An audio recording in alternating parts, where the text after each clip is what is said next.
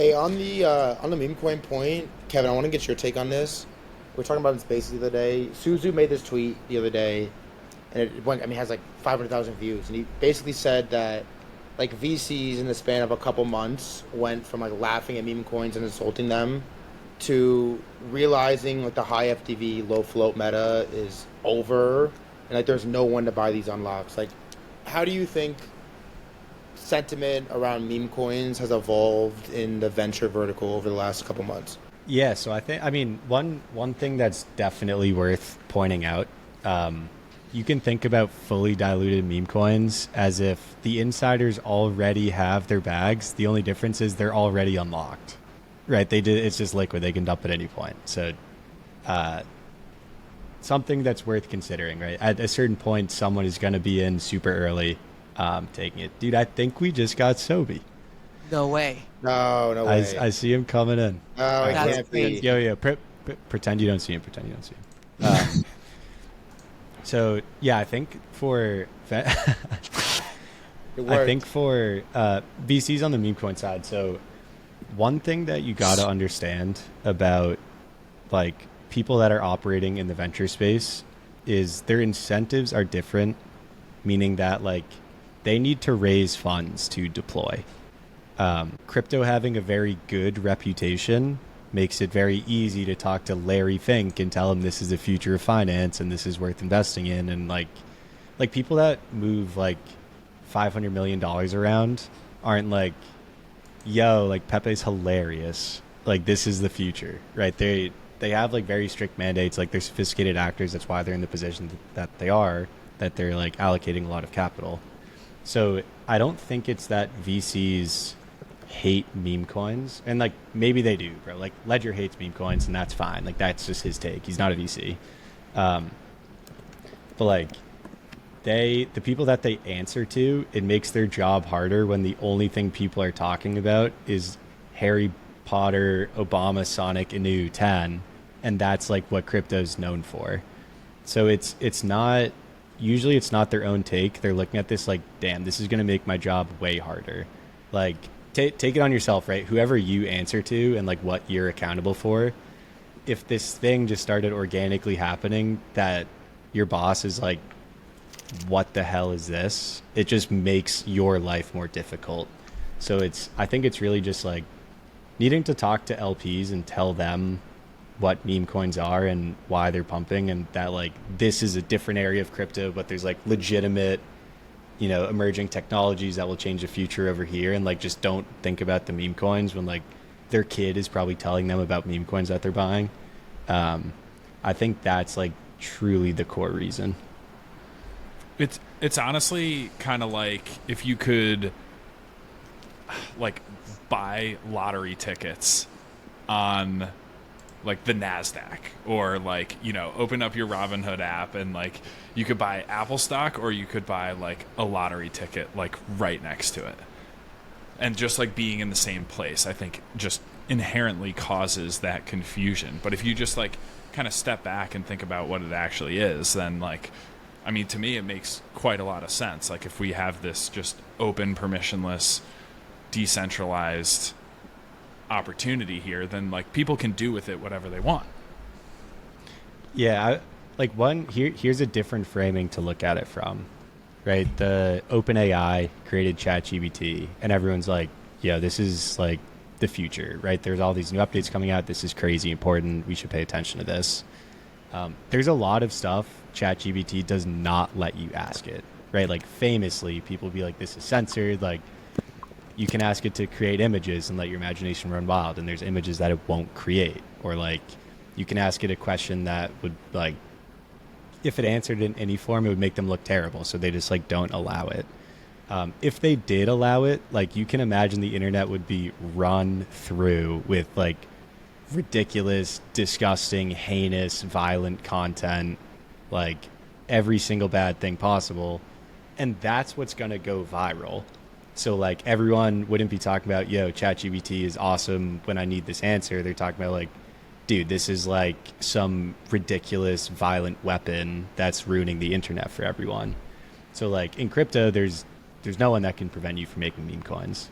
But like so it certainly makes the job harder for the people that are trying to push the good aspect. I don't know, just a different reframing for it. I am pro meme coins for what it's worth. I'm just like trying to strongman the argument for the people that are like, this makes my life harder. What's up, Is fellas? Soby here for real? I'm here. I can't So see. are you asleep? No, I can't figure out how to turn my webcam on. I just got off of a really long phone call, though. My bad, it went way over. Was it a big It one? went well. It was a big one. We just got a nice big game coming to Zai, baby. Ooh. Let's go. Okay, Nice. that's understandable. Then it's worth being Yes, late. yes. Yeah. So Sophie, we were talking SocialFi, we were talking meme coins. If you have any hot, The meme coin shit, there's a lot of builder cope around meme coins Agreed. that I think is kind of funny. But I don't think it's because meme coins are pumping. I think the problem, like the second order effect of meme coins, is people go, here is like an asset class of meme coins, which is like financial nihilism. They're like, oh yeah, it's like all a scam, it's a joke, but it pumps and people make money.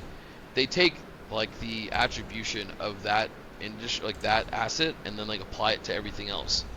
So I think that's the frustrating thing I've heard from teams. That actually I will say is not cope. It's like, oh, you're building something super meaningful, and you're working really hard on it, and then everyone just goes, yeah, the whole fucking industry is a scam because I'm buying Ansem's dog on Radium after like 90 tries. So it's interesting, but I think a lot of the problem is really retail gets cooked a lot Yeah. on tokens. You have like the low float, high FDV kind of scams are just very rampant, and there's you know, I've noticed this for Zai. We're one of the few teams that like literally have our unlock schedule like out there. We're like, here's the freaking unlock schedule. Like, we're not trying to hide this shit from you. Teams will make it kind of hard to find that, and I think one thing that regulated financial markets do is, you know, you every like quarter or whatever, you have to submit something. Like if you sold a bunch of your like stock, if you're like one of the founders, you have a bunch like S9 or whatever the fuck it is, S something, dude, some bullshit. We need some stuff like that for crypto. You know, like a lot of the low float FDV shit is kind of weird because teams can honestly like if they do a good job of like creating institutional FOMO, teams can just OTC their tokens without even being subject to their vest. So the incentive alignment is like all super fucked up, to be honest with you. I feel Kind like of a heavy topic for this podcast. I was gonna say, dude, I feel like Soby just came in without the 30 minutes of context before, camera off, and just dropped like Aristotle's take on Typical financial nihilism. That was beautiful. Financial nihilism, So what bro. about? I mean, we're hitting on a lot of the kind of hot topics here. What about gaming, Soby? I feel like if anyone knows that side of the industry very well, it's you. Is there anything like cool coming down the pipeline that you think, the same way Fantasy Top has kind of taken over the Twitter timeline recently, that might spark that for gaming and really get people enjoying? Yeah, I think the gaming stuff, the Fantasy Top I actually view as a game project more than a SocialFi project. And the reason why I think it's doing well is because it caters to the audience that's here today, like the crypto audience. I think the problem that a lot of games do is they try to preserve like two different personas. They're like, yeah, we're gonna go hard at like the Web3 degens and the Web2 degens, or some of them just go, screw like the crypto guys, we're just gonna go Web2. I think that's the approach a lot of teams made over like 21, 22, 23, etc. Now I think we're seeing more teams going, there's enough people here, especially probably post Fantasy Top, of like, I don't need to be a massively successful game. I could have 100,000 users, but the 10,000 whales I have are monetizing so high. Like, I think if you actually consider the fact of guys like Sisyphus and all these stuff like playing Fantasy Top, from a lifetime value perspective, that game probably has like the highest, like average like net worth. I've thought about this a lot too when people have talked about, crypto Twitter's KOLs get such large deals versus, you know, like a TikToker. I could go get a TikToker, like a little ThreadGuy ripoff, you know, and pay him like $5,000, and they'll do whatever, and they have like 20, 30 million followers.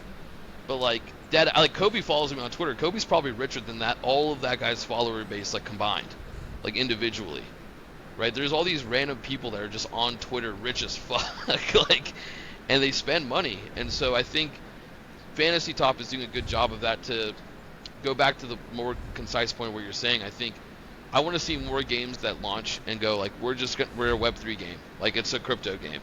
You know, it's not trying to be this mass market thing that your grandma will play while she's waiting at the airport. Like, no, this is straight up like a money game for degens, like fully on chain. There are some cool games building in that. Like, there's the Curio guys are building Duper, which I think is pretty nice. We're building Final Form, which is going to be like a fully on chain game using this new game engine that we've built, and the token is fully community owned. But the problem too with the on-chain gaming teams is they think like they like fucking circle jerk to the shit that the fact that they're like an on-chain game so much. Bro, we're in a fucking autonomous world, bro. That's the problem. Hey, That's you gotta wrong turn with that it. camera on, Soby. I know. Let me see I that can't, cute bro. I face. dead ass have my webcam What do you plugged mean, in. It's bro? not turning on. It's not turning on, bro. I want to show people. I want to show the world my fit right now. What are you wearing? I'm just wearing a navy shirt. Like, I should put on my Menage shirt actually. I wear that a lot. My Monad shirt. Le Hey, Menage. Soby.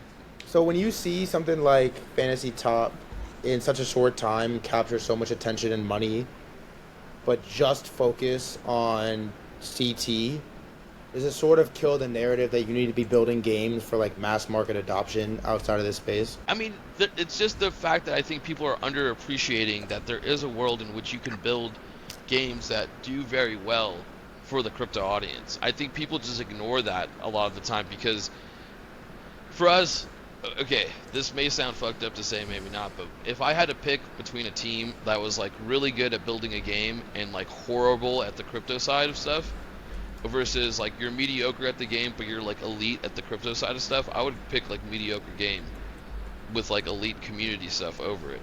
Because you can, the reason why is because the second order effect of like if you're actually doing the crypto stuff well, then at some point your community can get involved and fix the problems associated with it, or you can, if it's a problem of just talent, you cannot get enough money to fix the talent part.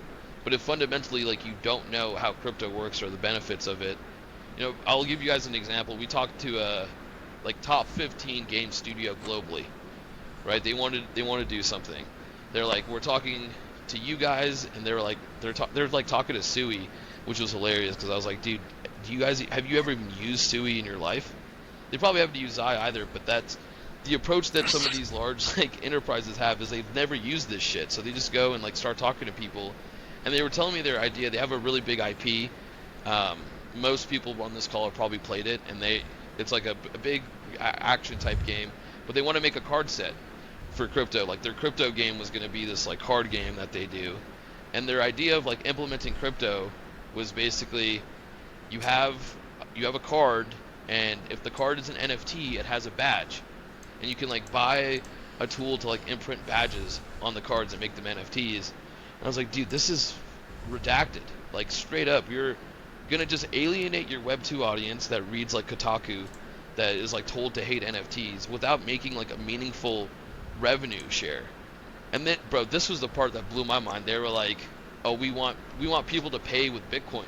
It's like, dude, this shit takes like an hour and a half for like a transaction to finalize. Like, what are you guys talking? And they were like, yeah, if we do we were like, okay, you guys, if you guys are gonna do a crypto game, you should do a token in your game, give people ownership, governance, all that stuff.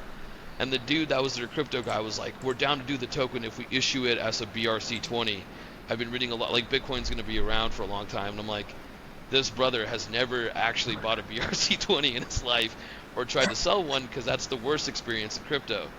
And that's kind of like, that is enterprise gaming right now. Like it's something that we're trying to work on now, of like giving these people internal ammo to make these cases for them, but they don't know how to use crypto in a meaningful way, but they all know they should be paying attention to it. So I think that's the problem, is the really like there's very few teams in crypto that have a game background and have a crypto background. There's just very few. Most of them have one or the other.